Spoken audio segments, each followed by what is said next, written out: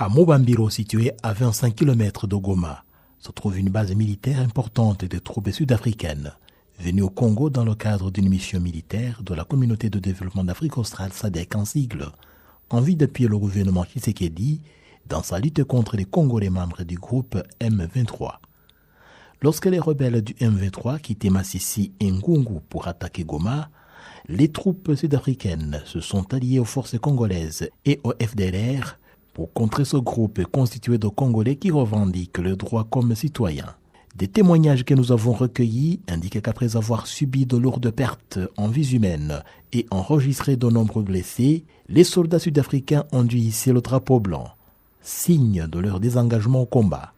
La base militaire sud-africaine à Mobambiro, située à proximité d'une ancienne base militaire congolaise, a été prise par le M23 après de violents affrontements.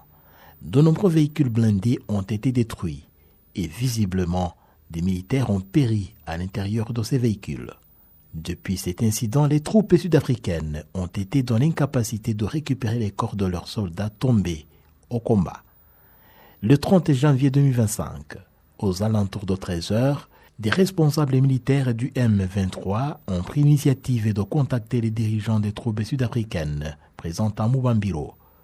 Après 5 minutes de conversation, les responsables de la base ont quitté le site pour rencontrer les commandants du M23.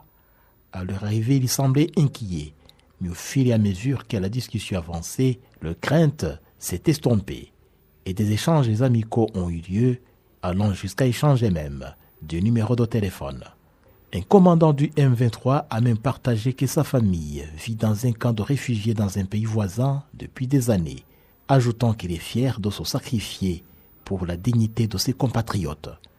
Et à lui de demander aux militaires sud-africains pourquoi ils se sont alliés au gouvernement Tshisekedi et les forces génocidaires des FDLR contre des citoyens congolais qui réclament leurs droits. Les militaires sud-africains ont répondu qu'ils n'en savent pas grand-chose, précisant qu'ils sont sacrifiés pour des intérêts politiques qu'ils ignorent. Après avoir échangé des numéros de téléphone, l'un des militaires du M23 plaisanta « J'espère qu'on se retrouvera à Bukavu ». Un militaire sud-africain a répliqué qu'il ne voulait plus retourner au combat et préférait plutôt rentrer chez lui. Les responsables militaires sud-africains ont par ailleurs formulé 3 doléances aux rebelles du M23. D'abord, permettre à leurs troupes de récupérer les corps de leurs camarades tués au combat et de les rapatrier via l'aéroport de Goma. Ensuite, leur permettre de fouiller les zones où se sont déroulés les combats afin de chercher les corps des soldats tués. Enfin, leur faciliter la tâche pour s'approvisionner en vivres et récupérer d'autres équipements stockés dans la ville de Goma et en cas de nécessité de les escorter avec des véhicules blindés pour éviter d'éventuels vols. Après avoir écouté ces demandes, les commandants du M23 ont assuré qu'ils transmettraient ces requêtes à leurs supérieurs et promettaient de les aider. Après leur rencontre à Mobambiro, les commandants du M23 ont poursuivi les discussions avec les responsables des troupes sud-africaines aux abords de l'aéroport international de Goma.